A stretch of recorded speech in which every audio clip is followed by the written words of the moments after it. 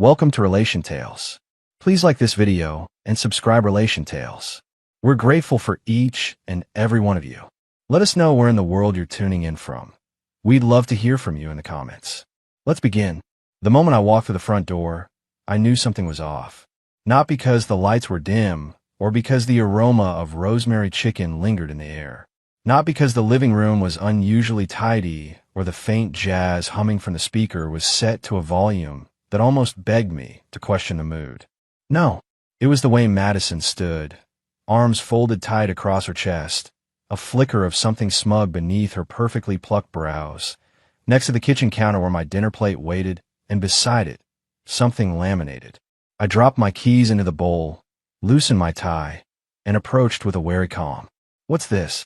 I asked, my voice more curious than accusatory, though my stomach was already tightening. "Structure," she said, sharp and decisive. "Something we clearly lack." I looked down. Across the top of the laminated sheet were the bold words, "Marriage Code, 20 Rules for a Healthier Relationship." Typed, numbered, color-coded, laminated. A slow burn crept into my chest as I scanned the list. Rule 1. Share your live location 24/7. Rule 3. No purchases over $50 without written approval. Rule 7. Submit photos every hour when out alone. Rule 11. Gym sessions limited to 45 minutes. Rule 14.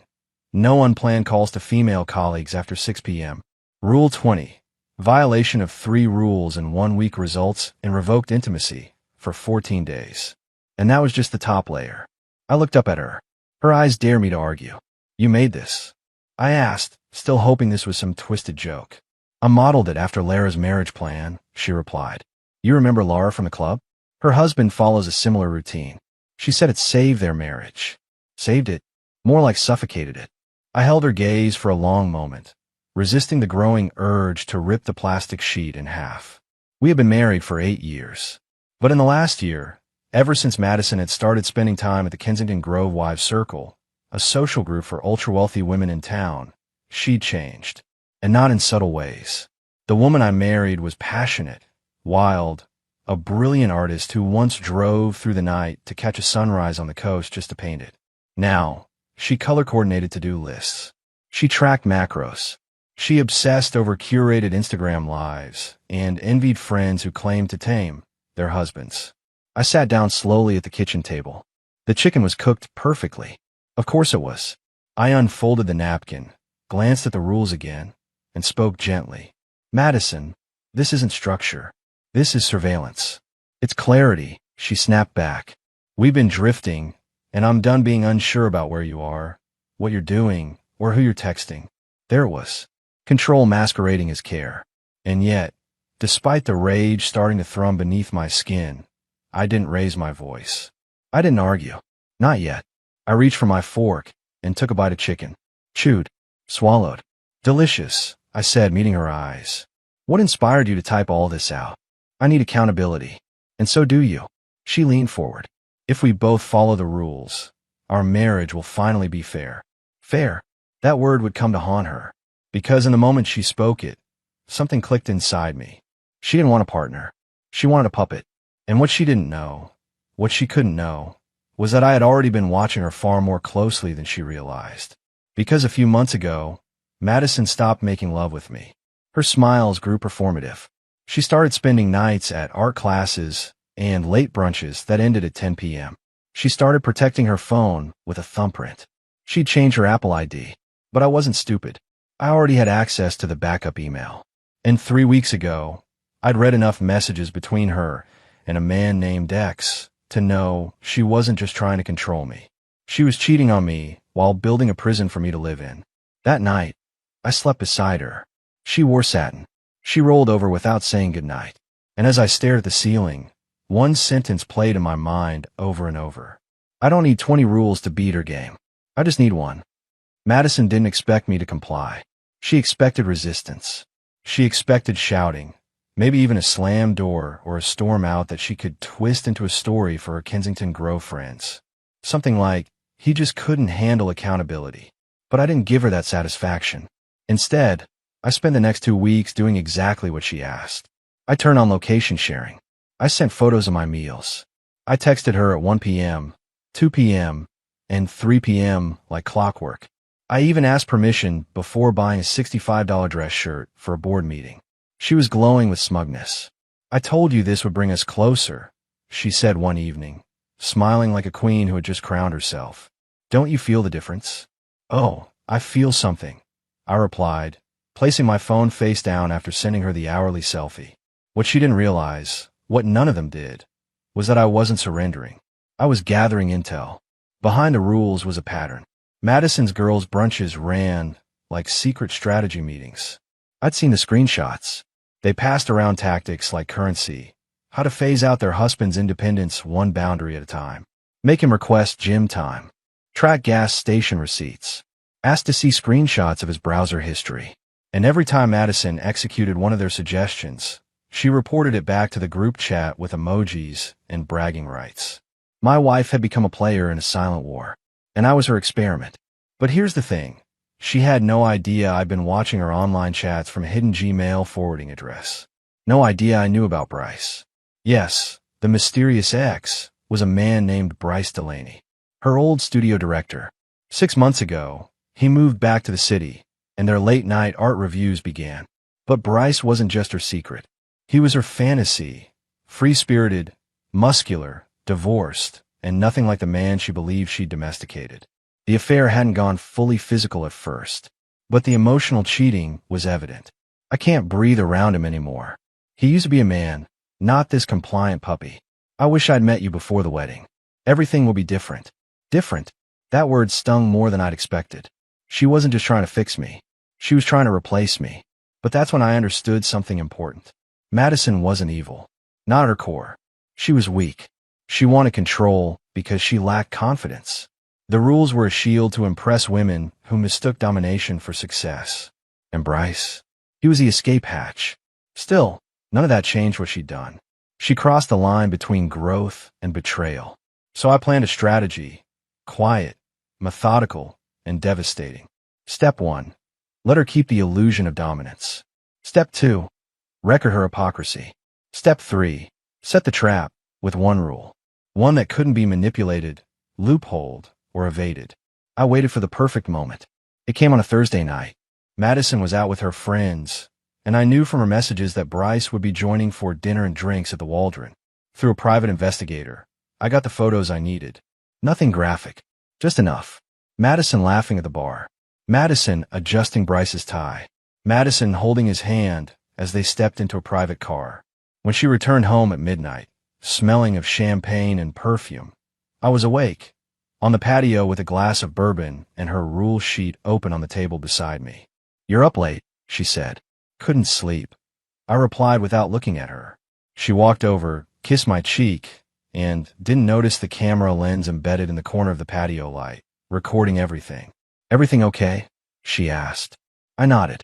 "In fact, I've been thinking about your rules." Her lips curled, finally ready to take them seriously. I looked at her. Calm, direct. "Actually, I'm ready to add one of my own." Her smile faltered. "Excuse me. One rule," I said, placing the bourbon down. "That applies to both of us, just like all of yours apply to me." She laughed, nervously. "Ethan, that's not how this works." "It is now." She opened her mouth, then paused. "What's your rule?" I leaned forward. "Transparency. That's it. If one of us has to share something, the other does too. Equal exposure. Equal accountability. No secrets. No omissions. No double standards." She stood frozen. "Why would you even? You wanted structure." "This is balance," I said. "And balance means if I'm held accountable, you are too." She crossed her arms, her breathing uneven. "What are you trying to say?" I slowly picked up a small photo and slid it across the table. It was her and Bryce, hand in hand at the valet stand. Her face paled. "Who took that?" "I did," I lied. "Or rather, someone I trusted." "You hired someone to follow me?" She gasped. "No," I said. "I hired someone to protect me. From you." She reached for the picture, but I stopped her hand. "I'm not playing defense anymore," I told her. "This isn't just about you cheating, Madison. It's about how far you want to build a trap for me while sneaking out the back door." She sat down, shaken. It wasn't like that. You stopped paying attention. You stopped being." "No, I cut in. You stopped respecting me. And when that stopped, everything else followed. The silence between us was nuclear. She tried to form excuses, justifications, but I wasn't listening. Because from that moment on, everything had changed. The fallout started slowly, like cracks crawling across glass, too fine to see until the whole pane shatters. Madison was quiet the next morning. Not guilty, just calculating. She moved with robotic precision, pouring her smoothie, checking her phone, flipping through emails. But her shoulders were tense. Her smile had vanished. I noticed the change in her text too. The group chat, once filled with proud updates. Rule number 9 enforced again, and guess who turned over his receipts? Was suddenly quiet on her end. She was hiding something. Or more accurately, she was hiding the fact that she'd been exposed. And still, she didn't admit it. Not to me. Not to herself. Instead, she tried to test the waters. I canceled my brunch this weekend, she said, casually one morning while we stood in the kitchen. Why? Just not in the mood, she replied, but her voice was taut. She hadn't canceled it. She was disinvited. Her perfect image of the rural wife had been shattered. Because once I sent the photos of her and Bryce anonymously to one member of the group, the most gossipy one, everything snowballed. By the end of the day, all 6 women in the Kensington Grove circle knew. Madison wasn't a devoted wife managing a husband project. She was a cheater playing 2 sides of a mask. And women who build empires on image, they don't take betrayal lightly, even from their own. By Friday, she was no longer part of the Wives of Grove Instagram circle. Her name had been removed from the brunch reservation, and one of her closest allies, Laura, texted me privately. Just so you know, none of us are backing her now. That was disgusting what she did. I never replied. I didn't need to. The real punishment wasn't public shaming. It was watching Madison unravel in silence. That weekend, she tried to reclaim her narrative. Can we talk? She asked on Saturday, her voice quieter, more human. I nodded and sat on the couch, arms crossed. She paced. I made a mistake, she admitted. I let things go too far with Bryce. But it wasn't serious. It was just emotional. I repeated. I was confused. I felt like I wasn't being seen anymore. Like I didn't matter. You were always working, and instead of talking to me, you typed out 20 rules like I was a pet you needed to house train. She stopped pacing. That's not fair. No, Madison. What's not fair is you building a control system while sneaking out the back door. She looked down. I was wrong. You were cruel. I corrected her. And worse, you weren't even original. You copied it from women who didn't care about love. They cared about winning. She sat down, her eyes glassy. I lost everything. I exhaled slowly. That's not true. You still have one thing. What? Time. To decide who you're going to be next. We sat there in that dense, complicated silence. And for the first time in weeks, she didn't argue. On Monday, we were invited to a charity gala hosted by the city's architectural board, where I serve as a consulting designer. Madison had RSVP'd weeks earlier and forgotten. Now, she was panicking. I can't go there. Everyone's going to. They'll talk whether you show up or not, I said, adjusting my cufflinks. But I'll be there. And I'll be smiling. She paused at the hallway mirror, trying on 3 different dresses, none of which masked the storm beneath her eyes. Why are you being so calm? She asked, voice barely above a whisper. I looked at her reflection in the mirror. Because I already know how this ends. The gala was a polished affair, glass sculptures, wine glasses clinking, polite laughter bouncing off marble walls. Madison tried to act unaffected, but the glances from across the room told a different story. Whispers followed us like shadows. I shook hands with city officials, old clients, even Lara's husband. And then, Bryce arrived, smiling, confident, alone. He didn't see me until I stepped beside him at the bar. Ethan, he said stiffly. Bryce, I returned, matching his smile. Hell of a gallery show you curated last fall. His expression flickered. He knew I knew. I leaned in, voice low and calm. She told me everything. I whispered. And now, so does everyone else. He turned pale. This isn't the place. It's exactly the place, I said, setting my drink down. Because Madison built her kingdom in places like this. Controlled men. Controlled stories. Controlled perceptions. And now, I just pulled the curtain back. I walked away before he could speak again. When Madison saw us speaking, her face turned to stone. But I didn't care. She wanted structure. Now she had consequences. Later that night, as we drove home in silence, she finally spoke. Was this your plan all along? To humiliate me? No, I said. This wasn't about revenge. It was about balance. I'm not trying to hurt you, Madison. I'm just done letting you hurt me. She turned away. Her eyes filled, but no tears fell. Because now, she had to sit in the world she created. Madison barely spoke the next morning. She wandered the kitchen barefoot, clutching her coffee like it was the last warm thing she had. Her voice was softer, measured. Her usual edge was gone. I didn't sleep, she mumbled. I didn't respond. I was already dressed. Collared shirt, blazer, and polished shoes. I had a morning meeting with investors. She used to ask about those. Not today. Do you still love me? She asked suddenly. I looked up from my phone. That's not the right question, I said. She frowned. Then what is? Do you love me? Or do you love the version of me you think you can control? She didn't answer. I stepped toward the door. Ethan, she called after me. What happens if I try to fix it? Really fix it? I paused, my hand on the doorknob. Then we'll talk. But this time, no masks. No group chats. No rules to hide behind. She nodded once. It wasn't much, but it was something. Later that week, she invited me to dinner. Just the two of us. No laminated rules. No pretense. The restaurant was small, her favorite from years ago. A place we hadn't gone since before the rule phase began. We barely touched our food. I've stopped talking to Bryce, she said. I blocked him 2 days ago. I nodded, still quiet. I left the wives group chat. Deleted everything. All of it. Still, I didn't say much. She reached across the table. Her voice cracked. I miss you. The real us. Not the control, not the games. Just us. You can't miss what you try to bury, I said gently. She swallowed hard. I know, and I don't expect forgiveness overnight. But I want to rebuild, even if it takes time. It was the first thing she said that felt real. And I knew this was the moment. The final condition. I leaned forward. I'll stay, I said, but only on one condition. Her eyes locked on mine, wary but hopeful. What? You start therapy. Alone. You work on you. Not us. Not me. Just you. And you tell the truth there. Because if you can't be honest with a stranger in a room, we don't stand a chance of being honest here. She blinked, caught off guard. Therapy. Yes. Weekly. Non-negotiable. And if I don't? I stood, dropped a $100 bill on the table. Then I walk away. Back home. She didn't argue. The next day, she scheduled her first session. And that's when the shift truly began. Not fast. Not dramatic. Just small things. She stopped checking my location. She stopped giving me reminder texts.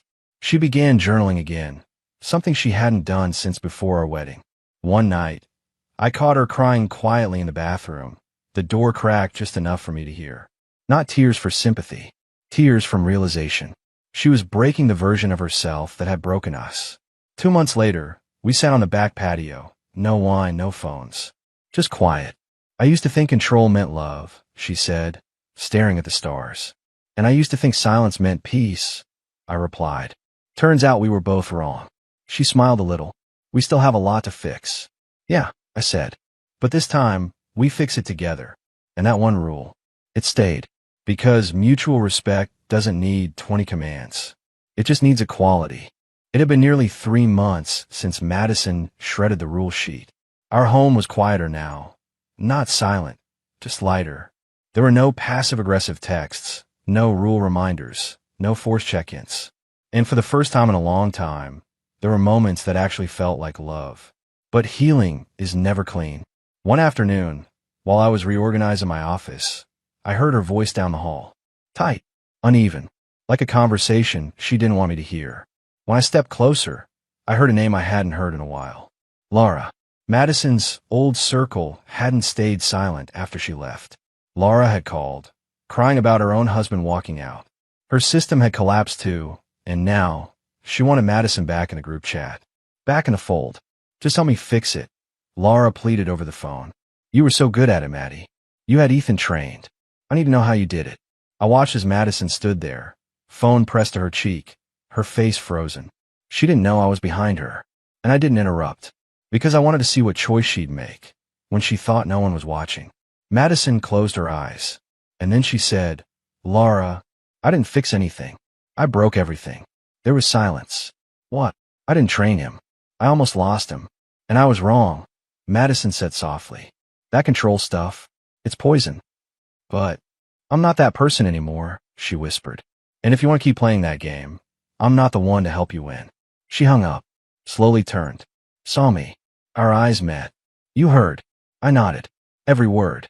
She looked down, bracing for judgment. But I stepped closer. "I'm proud of you," I said. A tear slipped down her cheek. That night, we sat outside again. The air was still, our hands intertwined. "I didn't think I could come back from it," she admitted. "Everything I did, the lies, the affair, the control, I thought I buried us." "You almost did," I said. "But you also chose to rebuild. That counts. I don't deserve you." "That's not true.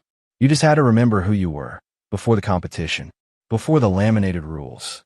She nodded, wiping her eyes. And then she pulled something from her pocket. It was a small, folded note. She handed it to me. On it was a single line, in her handwriting. "We don't need rules. We need honesty." I smiled, folded it again, slipped it into my jacket. A year later, we were at a wedding.